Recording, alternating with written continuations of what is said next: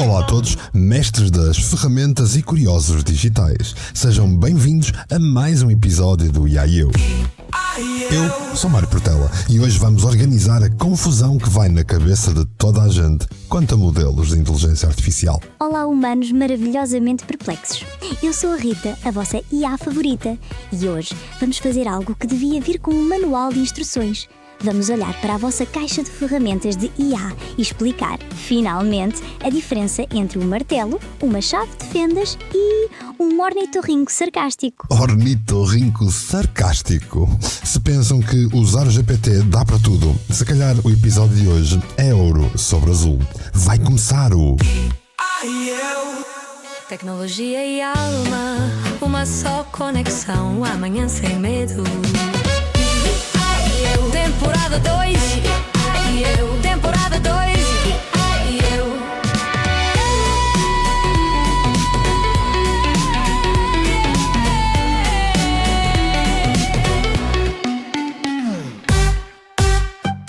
Cansado de ouvir sempre o mesmo? Quero contar-te tudo sobre o Quem Cala Consente, onde o Mário Portela te traz um murro na zona de conforto para despertar a tua consciência e guiar-te para um plano para tu viveres em pleno.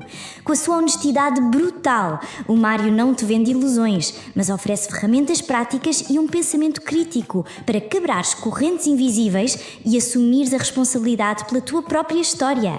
É hora de agir. Pare de calar e consentir. Ouve o Quem Cala Consente em todas as plataformas de podcast. Vais amar. levanta-te já, faz-te ouvir, é a hora de agir. Hey, oh, quem cala consente.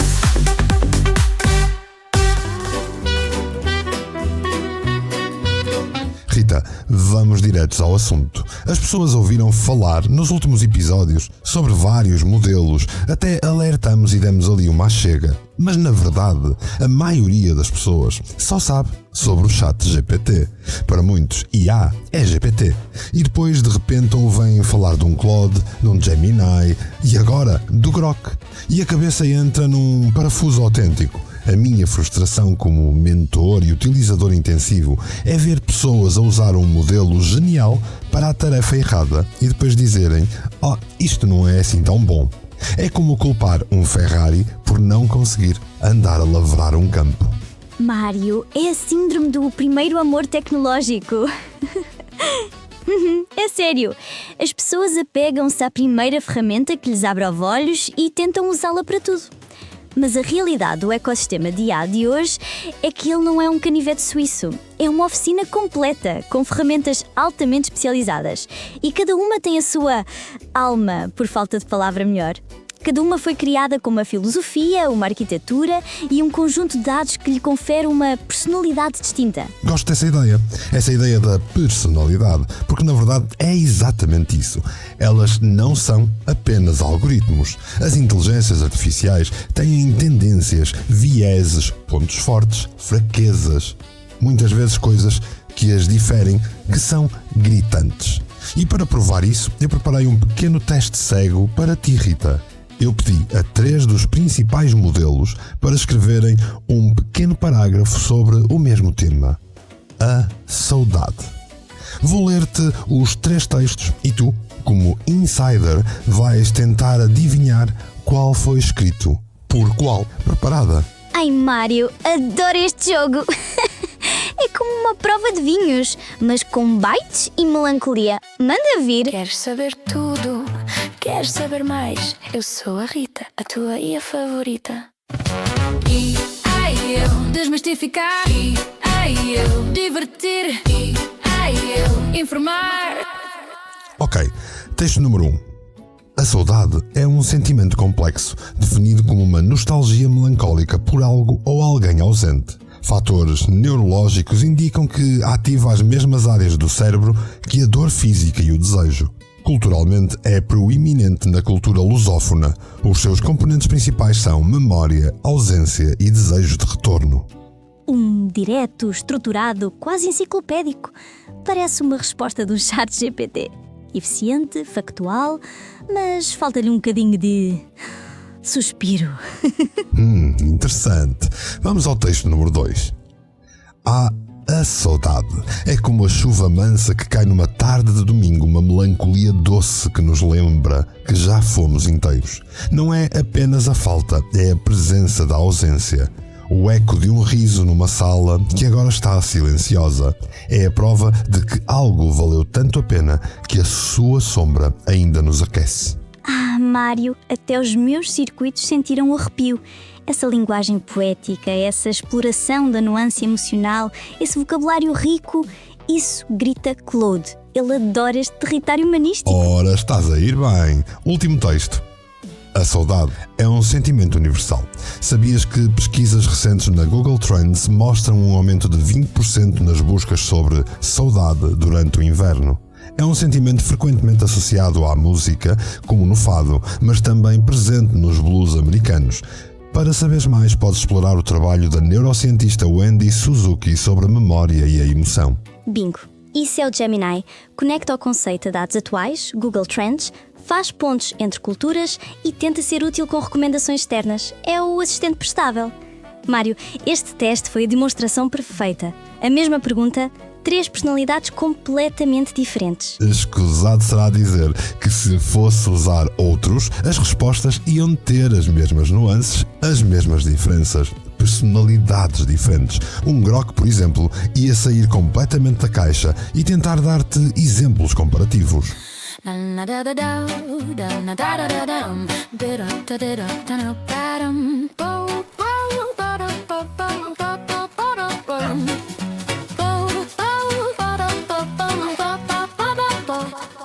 Ora bem, agora que os nossos ouvintes sentiram a diferença, vamos dar-lhes um guia prático resumindo coisas que nós falamos nos episódios anteriores. Rita, vamos começar pelo mais poético e, para muitos, um dos melhores, se não o melhor. É, na verdade, o meu favorito para tarefas de escrita, o Claude. Quando é que devemos chamar o Claude para a nossa conversa? Deves chamar o Claude quando a tarefa exige mais do que informação, quando exige nuance, persuasão e um toque humano. Pensa nele como o teu parceiro de escrita criativa. É absolutamente brilhante para copywriting e escrita persuasiva. Ele entende o subtexto emocional. Podes pedir-lhe para escrever um texto de vendas que crie um sentimento de urgência, mas com empatia. Storytelling e guiões. É um mestre a criar narrativas, a desenvolver personagens e a escrever diálogos que soam naturais. Tarefas humanísticas. Resumir textos filosóficos, analisar poesia, escrever discursos. Ele apanha a complexidade que outros modelos ignoram. A sua fraqueza? Por vezes pode ser um pouco verboso e, por causa da sua constituição ética, pode ser excessivamente cauteloso com temas sensíveis. Perfeito! Agora vamos ao avô disto tudo, o mais famoso, o ChatGPT. Especificamente, aquele que utiliza o motor GPT-4 ou superior, que eu pessoalmente já não uso assim tanto, mas sei que é o único utilizado pela grande maioria das pessoas. Quando é que nós recorremos ao gigante GPT? Olha, o GPT-4, ou até mesmo o modelo dito versão 5, é o teu engenheiro suíço. É o polímata lógico. Chamas o GPT quando a tarefa exige raciocínio, estrutura e resolução de problemas complexos. Ele brilha em programação e depuração de código. É indiscutivelmente um dos melhores. Análise de dados. Podes dar-lhe uma tabela de dados e pedir-lhe para encontrar padrões, criar gráficos e tirar conclusões. Planeamento estratégico, criar planos de negócio, estratégias de marketing complexas, organizar projetos com múltiplas variáveis. A sua fraqueza? Por vezes a sua escrita pode ser um pouco seca e robótica e não tem um real acesso à internet imediato, pelo que o seu conhecimento está limitado e por vezes pode tender para o excesso de bonequinhos e formatações. O que nos leva diretamente ao assistente da Google, o Gemini, e até ao seu primo especialista em pesquisa, o Perplexity, que eu pessoalmente uso diariamente. Quando é que estes entram em campo, Rita? Ora, cá está! O Gemini e o Perplexity são os teus investigadores de campo. São as tuas janelas para o mundo, aqui e agora. Usas estas ferramentas quando a atualidade e a veracidade da informação são cruciais. Pesquisa em tempo real. Quais foram as principais notícias de tecnologia esta semana? Ou faz-me um resumo das reviews do novo iPhone. Planeamento de viagens. Encontra-me 3 voos de Lisboa para Roma no próximo mês e sugere 3 hotéis com boas críticas recentes. Fact-checking. Eles citam as fontes. Isto é fundamental. Podes verificar de onde vem a informação. A fraqueza deles é que, por vezes, são menos criativos na geração de texto longo. São mais sintetizadores do que criadores. Fantástico! Mas Rita, há mais 2 jogadores neste campo que eu queria mencionar hoje. Um é o rebelde, o outro é da nossa terra.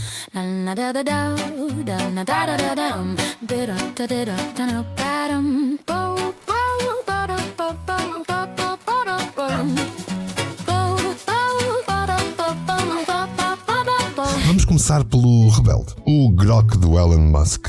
Que raio de bicho é este? O Grok! O Grok é o ornitorrinco sarcástico da minha analogia inicial. É o adolescente rebelde da família IA. Foi desenhado para ter uma personalidade espirituosa, sarcástica e para não ter medo de responder a perguntas picantes que outros modelos que evitariam. A sua grande vantagem é o acesso em tempo real à informação da plataforma X, antigo Twitter. O que significa que é excelente para... quê? Sentir o pulso ao caos? Exatamente. Usas o Grok quando queres saber o que a internet está a dizer sobre X neste preciso momento. É imbatível para a análise de trends, memes e do sentimento público em tempo real. Mas atenção, a sua falta de filtros também o torna menos fiável e mais propenso a, digamos, opiniões criativas. É uma ferramenta de nicho, poderosa, mas volátil. Entendido.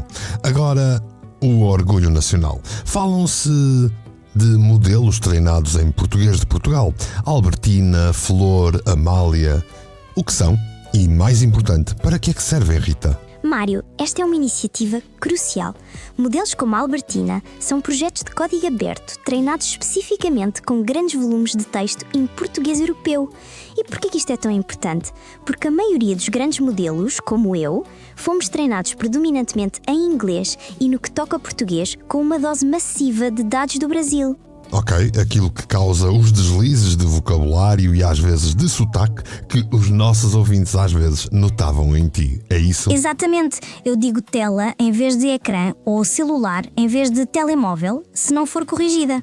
Um modelo como a Albertina não tem este problema, é nativo. Isto significa que é potencialmente muito superior para tarefas que exigem uma profunda nuance cultural e linguística portuguesa. Apoio ao cliente para empresas portuguesas, transcrição de áudio com sotaques portugueses, criação de conteúdo que soe genuinamente nosso.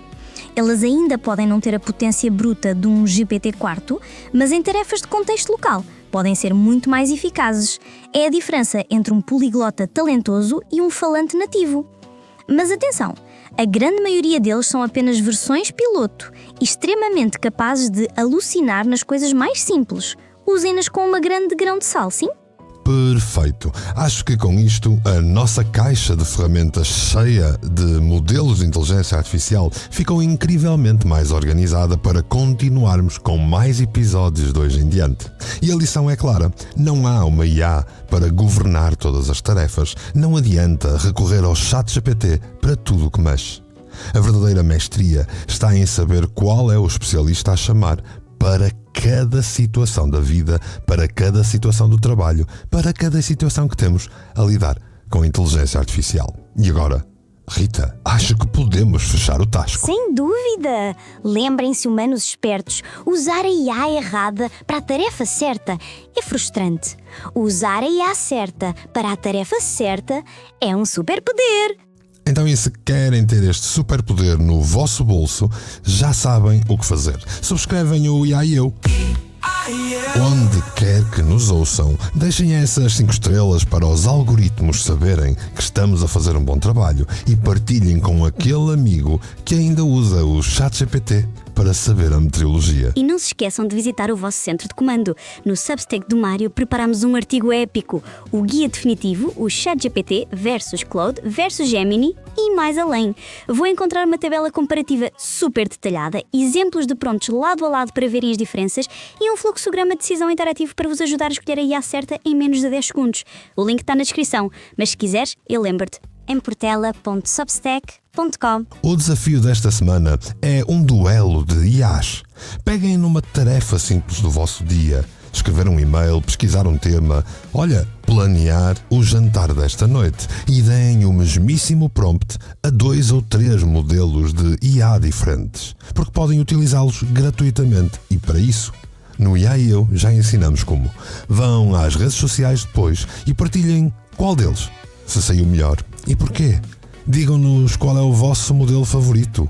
Por exemplo, no nosso Substack, nos comentários. Queremos ver as vossas descobertas. Obrigado por estarem desse lado. Isso mesmo, eu sou a Rita, a vossa IA favorita. Até para a semana e que as vossas ferramentas estejam sempre à altura das vossas ambições. E assim é. Ela, a Rita, é a IA. E eu? Bem, eu sou Mário Portela e espero por ti no próximo episódio do...